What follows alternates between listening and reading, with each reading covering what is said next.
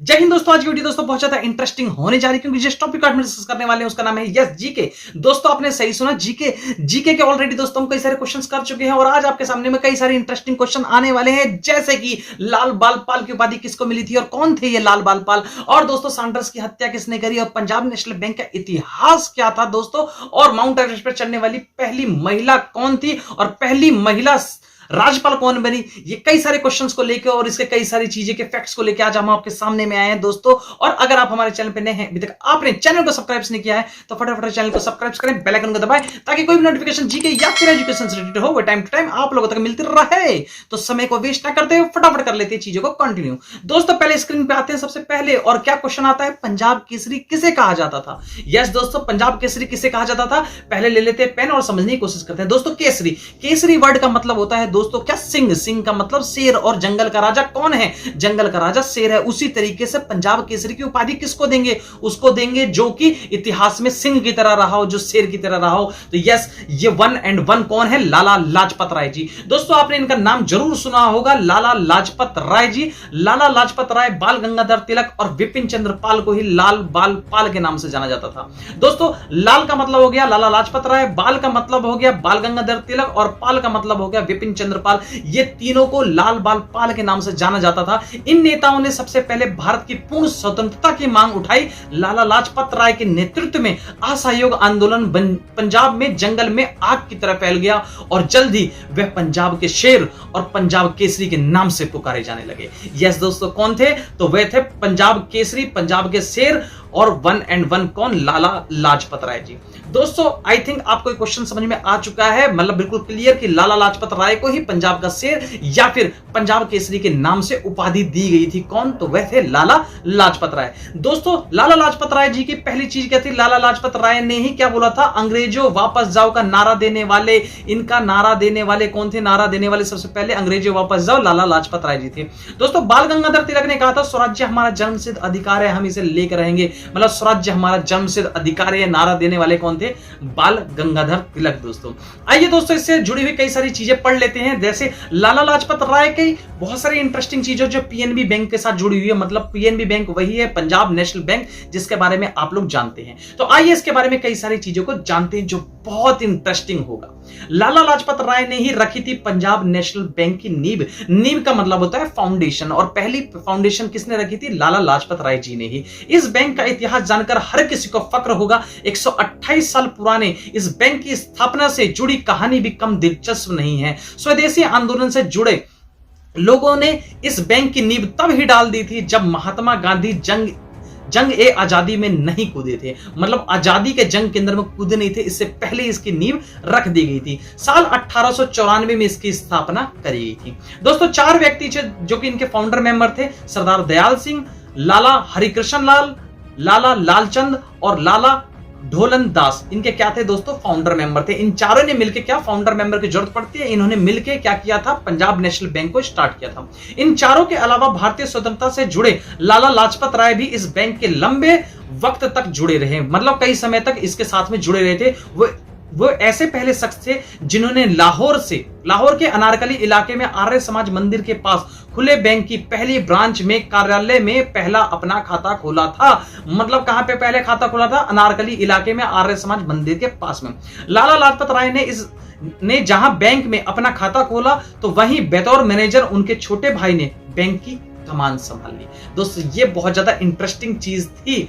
आइए दोस्तों अब इसके बारे में, इसके इतिहास के बारे में और पीछे जाते हैं। लाहौर से ऐसे हुई थी इसकी शुरुआत। दोस्तों इसकी शुरुआत लाहौर से हुई थी। जैसा कि आप जानते हैं बैसाखी 13 अप्रैल की है, बैसाखी के ठीक एक दिन पहले इसकी स्थापना हुई थी। 12 अप्रैल साल 1895 को पंजाब के त्योहार बैसाखी से ठीक एक दिन पहले बैंक को कारोबार के लिए खोल दिया गया था। कारोबार का मतलब आप आके फंड, मतलब पैसा जमा कर सकते हैं, डिपॉजिट कर सकते हैं कैश को, और विड्रॉ भी कर सकते हैं कैश को।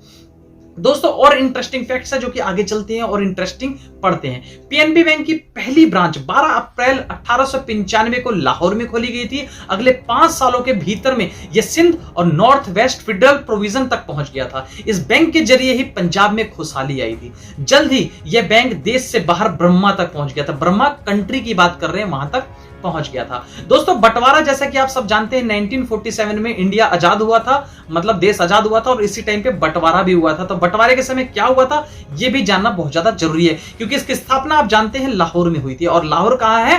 तो यस, लाहौर जो है वो कहां पे है? पंजाब से सटा हुआ है और इस टाइम करंट पाकिस्तान में है। बंटवारे के कुछ हफ्ते बाद, मतलब सबसे ऊपर के लाइन क्या है, बंटवारे के बाद पाकिस्तान में बंद हुई थी 92 ब्रांचेस। दोस्तों 92 ब्रांचेस बहुत ज्यादा ब्रांचेस होती हैं। बंटवारे के कुछ हफ्ते के भीतर ही पश्चिमी पाकिस्तान में पंजाब नेशनल बैंक की 92 शाखाएं बंद हो गई, जो कि अविभाजित भारत में बैंक की कुल शाखाओं की 33% हिस्सा थी। मतलब 33% क्या थे दोस्तों? इसके शेयर्स थे। मतलब टोटल 33% शेयर वाले बैंक, मतलब जितना शेयर था इसका, डूब चुका था। बैंक के 40% पूंजी बर्बाद होगी, मतलब 40% बैंक लॉस में आ गया। मगर इसके बाद भी बैंक कर्मचारियों और ऑफिसरों ने देश को दोबारा खड़ा करने में दिन रात एक कर दिया। लाला योधराज ने भी ग्राहकों को विश्वास दिलाया कि उनका 1 रुपया जाया नहीं जाएगा, मतलब 1 रुपया भी उनका नहीं डूबेगा दोस्तों। और उसने एक एक ग्राहक को उसके पैसे वापस लौटाए थे। दोस्तों ये थी पंजाब नेशनल बैंक की पूरी कहानी। और दोस्तों इससे जुड़ी हुई एक और इंटरेस्टिंग कहानी है 2 अक्टूबर साल 1904। क्या हुआ था 2 अक्टूबर साल 1904 को? अगर हम बोलते हैं 2 अक्टूबर को क्या हुआ था, तो ज्यादातर लोग यही कहेंगे कि 2 अक्टूबर को महात्मा गांधी जयंती है। यस, 2 अक्टूबर को महात्मा गांधी जयंती है, लेकिन इसके साथ में एक और चीज था, शास्त्री जी। दोस्तों 2 अक्टूबर साल 1994 को शास्त्री जी भी क्या हुए थे? शास्त्री जी का जन्मदिन था। कौन शास्त्री जी? भारत के सेकंड पीएम का मतलब प्राइम मिनिस्टर की मैं बात कर रहा हूं आप लोगों को। दोस्तों पहले भारत के प्रधानमंत्री हुए क्या चीज? जवाहरलाल नेहरू जी। और जो सेकंड हुए वे हुए शास्त्री जी। दोस्तों वही शास्त्री जी जिनका जन्म 2 अक्टूबर साल 1904 को हुआ था। दोस्तों अब इसके अंदर में बहुत सारी इंटरेस्टिंग चीज, क्या चीज है, क्यों मैं इनके बारे में बता रहा हूं आपको? यस, क्योंकि ये भी पीएनबी बैंक के साथ में जुड़े हुए हैं दोस्तों। पीएनबी बैंक के अंदर में दोस्तों इनको जाना पड़ा था, और कारण क्या था? इनको लोन लेना था। और लोन लेने का कारण यह था क्योंकि उस समय में इनको 12,000 रुपए की कार चाहिए थी, और उस टाइम इनके बैंक खाते में सिर्फ 7,000 रुपए ही क्या थे? डिपॉजिट थे। दोस्तों इस वजह से इनको 5,000 रुपए का लोन लेना पड़ा। किससे? पीएनबी बैंक से। दोस्तों पंजाब नेशनल बैंक से 5,000 रुपए का इनको लोन लेना पड़ा। और इसलिए मैं पीएनबी बैंक के बारे में आपको बता रहा हूं कि पंजाब नेशनल बैंक से लोन लेने का काम किसने किया था? तो यस, हमारे दूसरे प्रधानमंत्री जी ने किया था, जिनका नाम था शास्त्री जी। तो दोस्तों शास्त्री जी ने जब ये बैंक का लोन लिया, 5,000 रुपए का लोन चुकाने के लिए 5 साल लगते हैं। आपको पता, कार लोन 5 साल का इनका था।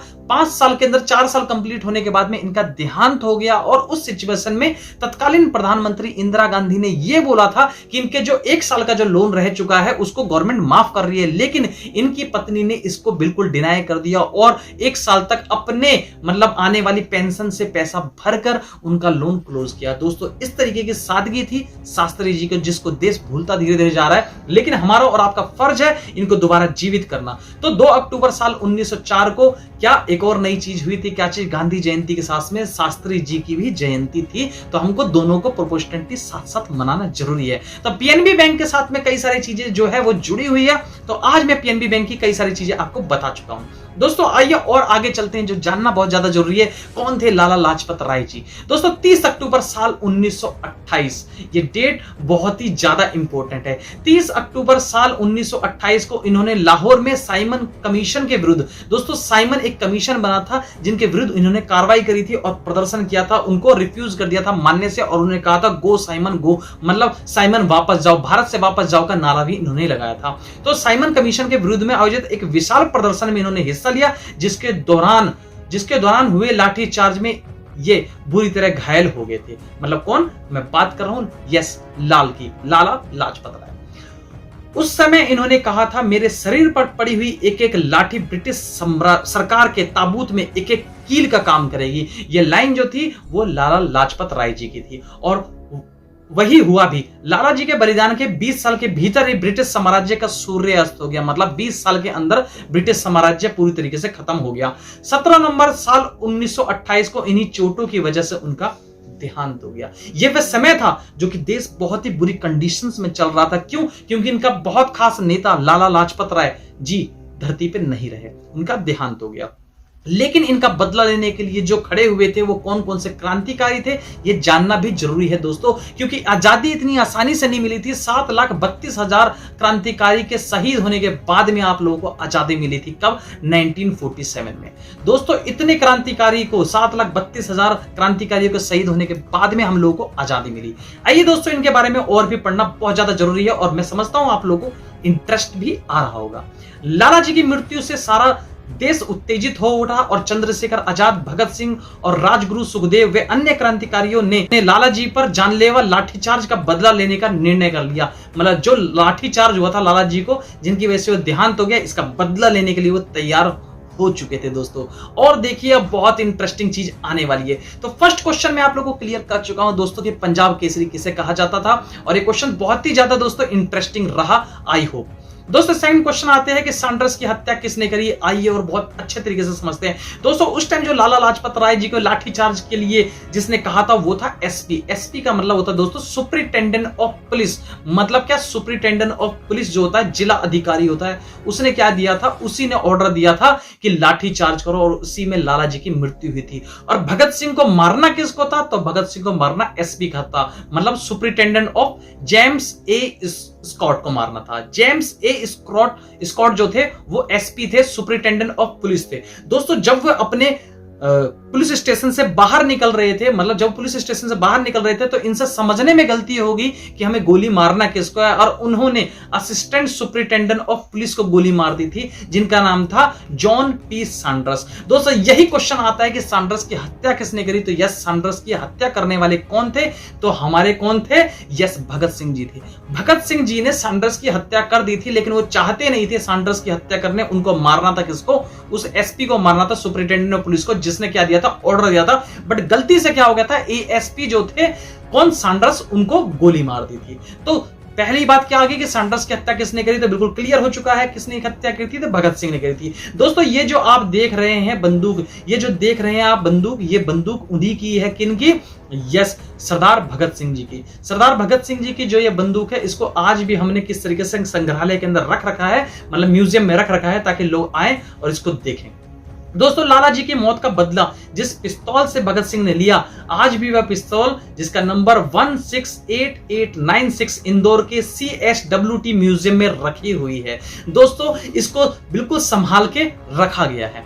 दोस्तों ये आपके सामने में कई सारे क्वेश्चंस के आंसर आए थे जो कि बहुत ज्यादा इंटरेस्टिंग थे दोस्तों। आइए अब नेक्स्ट क्वेश्चन को भी बड़ी जल्दी करने वाले हैं। वह है क्वेश्चन नंबर 3। 1857 ईस्वी के विद्रोह में किसने अपना बलिदान सबसे पहले दिया? मतलब 1857 की क्रांति जो हुई थी उसमें बलिदान देने वाले सबसे पहले व्यक्ति कौन थे? तो यस दोस्तों, 1 and 1 कौन? मंगल पांडे। दोस्तों ये जात के कौन थे? ब्राह्मण थे, और इनके सबसे पहले बलिदान था 1857 की क्रांति के अंदर में पहले बलिदान करने वाले कौन थे? वो थे मंगल पांडे। दोस्तों आइए इसके बारे में अब जान लेते हैं। 19 जुलाई साल 1827 को कौन जानता था कि इतिहास में एक ऐसा बच्चा पैदा होगा जो पूरी तरीके से इतिहास को बदल के रख देगा, पूरे इतिहास में क्रांति ला के रख देगा? और वो कौन हुआ? Yes, 1 and 1 Mangal Pandey. दोस्तों मंगल पांडे का जन्म 19 जुलाई साल 1827 को उत्तर प्रदेश के बलिया जिले में इनका क्या हुआ? जन्म हुआ एक ब्राह्मण परिवार के अंदर में। इनके पिता का नाम दिवाकर पांडे और माता का नाम अभय रानी था। वे 1849 को ईस्ट इंडिया कंपनी, दोस्तों मैं आपको ऑलरेडी बता चुका हूं, ईस्ट इंडिया कंपनी ईस्ट में थी। इंडिया का ये ईस्ट है, ये वेस्ट है, ये नॉर्थ है, साउथ है। आप सब भली बात ही जानते हैं, आपने मूवीज देखी होगी साउथ इंडियन, और साउथ इंडियन मूवी ज्यादातर किसकी है? आंध्र प्रदेश की है, एपी। और एपी कहां है दोस्तों? साउथ में। और आज जो हम रह रहे हैं दिल्ली साइड में, वो कहां है दोस्तों? तो यस, नॉर्थ में। और ईस्ट इंडिया कंपनी ऑब्वियसली बात है कहां से स्टार्ट हुई थी? कोलकाता से स्टार्ट हुई थी। तो वो ईस्ट इंडिया कंपनी कहां पे है? हमारे इंडिया के ईस्ट में है, इसलिए इस कंपनी का नाम भी इन्होंने रखा था ईस्ट इंडिया कंपनी।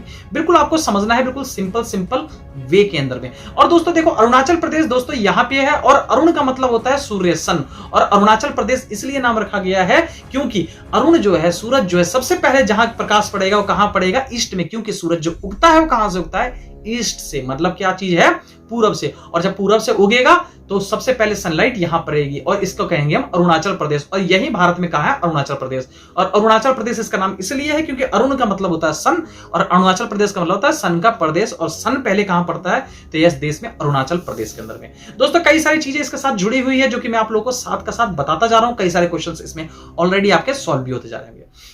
दोस्तों 1849 को ईस्ट इंडिया कंपनी की सेना में वो भर्ती हुए थे। वो बैराकपुर, दोस्तों जो बैराकपुर है वो बंगाल के अंदर में बैराकपुर की सैनिक छावनी में 34वें बंगाल नेटिव इन्फेंट्री। दोस्तों नेटिव इन्फेंट्री का मतलब होता है पैदल सैनिक। देसी पैदल सैनिक को हम कहेंगे नेटिव इन्फेंट्री। देसी पैदल सैनिक जो होंगे उन्हें कहेंगे हम क्या चीज दोस्तों, उनको हम कहेंगे नेटिव इन्फेंट्री। उसमें वो शामिल थे, मतलब वो देसी पैदल चलने वाले क्या थे, सैनिक थे। कौन से, 34वें बंगाल के नेटिव इन्फेंट्री में। दोस्तों वे पैदल सैनिक के नंबर क्या था, 1446 उनका नंबर था। सिपाही नंबर वो थे 1446। ये भी इसके अंदर क्वेश्चंस आ जाता है, जो कि कई सारे क्वेश्चंस में इसमें आपको समझा रहा हूं। दोस्तों बंगाल के बैराकपुर छावनी में मंगल पांडे ने कारतूस का इस्तेमाल करने से मना कर दिया था। यही नहीं, मारो फिरंगी को नारा देने वाले भी कौन थे, यस वो थे मंगल पांडे जी। कि नारे के साथ उन्होंने अंग्रेजों पर हमला तक कर दिया था। परिणाम स्वरूप उनकी गिरफ्तारी हुई और उन पर मुकदमा चला। उनके इस विद्रोह के लिए उनको फांसी की सजा सुनाई गई और 18 अप्रैल 1857 को यह वही तारीख थी जब उनको फांसी दे दी गई थी। दोस्तों इनको फांसी जो दी गई थी वो 8 अप्रैल को, मतलब उनको तय हुई थी 18 अप्रैल को, लेकिन विद्रोह इतनी तेजी से पूरे हिंदुस्तान में फैल गया था कि 10 दिन पहले ही उनको फांसी की सजा सुनाई गई थी। तो 1857 के विद्रोह में अपना पहला बलिदान देने वाले अगर कोई थे तो वे कौन थे, मंगल पांडे। दोस्तों आई होप आप लोगों को 3 क्वेश्चन जो है ब्रीफ में डिस्कस हो चुका है। आइए अब क्वेश्चन नंबर 4 कर लेते हैं। भारत की पहली महिला राज्यपाल कौन थी। राज्यपाल के साथ में बहुत सारी चीज सीखनी जरूरी है। तो आइए दोस्तों पहले क्वेश्चन सारे कर लेते हैं। दोस्तों भारत की पहली महिला राष्ट्रपति जो बनी वो बनी प्रतिभा पाटिल जी। दोस्तों भारत की पहली प्रधानमंत्री जो बनी, मतलब महिला प्रधानमंत्री बनी, वो बनी इंदिरा गांधी। दोस्तों पहली महिला राज्यपाल, आपने यही सुना था क्या चीज, राज्यपाल। राज्यपाल दोस्तों गवर्नर को कहते हैं। गवर्नर वही जो आपके नोट पे सिग्नेचर करता है, असाइन करता है। तो वह कौन थी, सरोजनी नायडू। दोस्तों मोस्ट इंपोर्टेंट पार्ट ये कहां की थी, यूपी उत्तर प्रदेश। आपको पता है जिसकी उत्तर प्रदेश में सरकार है उसी की देश में सरकार है। दोस्तों आगे चलते हैं। पहली मुख्यमंत्री कहां की थी, वो भी यूपी की थी, उत्तर प्रदेश की थी। क्या नाम था उनका, सुचेता कृपलानी। दोस्तों आगे चलते हैं। पहली महिला लोकसभा स्पीकर कौन बनी, तो बनी मीरा कुमार। वो भी कौन थी, एक महिला थी। दोस्तों पहली महिला आईपीएस जो बनी थी, आईपीएस इंडियन पुलिस सर्विस, वो कौन बनी थी दोस्तों, किरण बेदी। ये दोस्तों सारे के सारे कई इंटरेस्टिंग फैक्ट्स जो कि आपको जानना जरूरी था। तो पहली राज्यपाल कौन थी, तो पहली हमारी राज्यपाल कौन थी, सरोजनी नायडू जी। दोस्तों आइए अब 5th क्वेश्चन जो कि लास्ट क्वेश्चन हमारा होने जा रहा है। हम सिर्फ 5 ही क्वेश्चन लेके आते हैं आप लोगों को सॉल्व करने के लिए और उसको थोड़ा ब्रीफ में समझाते हैं ताकि 5 के साथ 25 से 50 क्वेश्चन भी साथ में गैदरिंग हो जाए। दोस्तों नेक्स्ट क्वेश्चन, माउंट एवरेस्ट पर 2 बार चढ़ने वाली पहली महिला। दोस्तों एक बात तो समझ में आती है, 2 बार कौन चढ़ रही है, कौन, वो भारतीय थी। दोस्तों आपके स्क्रीन पे 3 महिलाएं दिखाई दे रही है, बिल्कुल समझना जरूरी है। जो पहली महिला है वो आपके जापान की है और जो नीचे की 2 महिलाएं हैं वो कहां की है, तो यस वो हिंदुस्तान की है। तो दोस्तों आइए पहले पढ़ लेते हैं इनके बारे में। हम बात कर रहे हैं जापान की पर्वतारोही। पर्वतारोही वो होती है जो कि पर्वत पर चढ़ती है। इनका नाम है जुनको ताबेई। जुनको ताबेई जो है दुनिया की सबसे पहली कौन सी महिला थी जो माउंट एवरेस्ट पर चढ़ने वाली पहली महिला बनी दुनिया की, जापान की। कब, साल 1975 1975 में बनी थी। माउंट एवरेस्ट पर उन्होंने फतेह हासिल किया। उससे पहले किसी ने नहीं किया। साल 1974 को पहली महिला बनी थी जो कि माउंट एवरेस्ट पर चढ़ी। दोस्तों उसके बाद में बिछेंद्री पाल। बिछेंद्री पाल 24 मई साल 1954 में इसका जन्म हुआ और माउंट एवरेस्ट पर चढ़ने वाली पहली भारतीय महिला ये बनी। दोस्तों भारत के लिए बहुत बड़े सम्मान की बात है कि बिछेंद्री पाल जो है पहली माउंट एवरेस्ट पर चढ़ने वाली महिला बनी। लेकिन साथ में क्या है, सन 1984 में इन्होंने माउंट एवरेस्ट पर फतेह कर लिया था। दोस्तों आइए और इंटरेस्टिंग चीज पढ़ लेते हैं। यद्यपि संतोष यादव बिछेंद्री पाल के बाद में भारत की दूसरी तथा विश्व की 10वीं नंबर की पर्वतारोही महिला बनी। मतलब भारत के दूसरे नंबर पर चढ़ने वाली बिछेंद्री पाल के बाद में संतोष यादव जी जो थी वो चढ़ी पहले, मतलब सेकंड नंबर पर चढ़ी इस पे पर्वत पर, और विश्व में 10वें नंबर पर क्या चीज है, पर्वत पे चढ़ने वाली, मतलब किस पर्वत पे, माउंट एवरेस्ट पे चढ़ने वाली महिला बनी। और साथ ही में इन्होंने इतिहास रच दिया क्या, कि संतोष यादव भारत की एक ऐसी पर्वतारोही है जो कि एवरेस्ट पर 2 बार चढ़ने का विश्व में रिकॉर्ड बनाया है। विश्व में पहली महिला बनी जो सिर्फ एक बार नहीं 2 टाइम्स, मतलब 2 बार चढ़ी। यही वो महिला है, आपके सामने में स्क्रीन में साफ दिखाई दे रहा है, संतोष यादव जी। दोस्तों आई होप आप लोगों को बहुत सारे क्वेश्चंस आज हमने कराए जो कि बहुत ज्यादा इंटरेस्टिंग आपको लगे होंगे, और मैं साथ में एक क्वेश्चन के साथ में कई सारे क्वेश्चन आप लोगों को कराता हूं ताकि जीके जो है हमारी कंट्री की ज्यादा मजबूत हो सके और इतिहास भी दोबारा तरोताजा हो सके। दोस्तों आप बहुत अच्छे तरीके से हमारे साथ पूरे टाइम में वीडियो में जुड़े रहते हैं, इसलिए तहे दिल से आप लोगों का बहुत बहुत धन्यवाद। जय हिंद, जय भारत।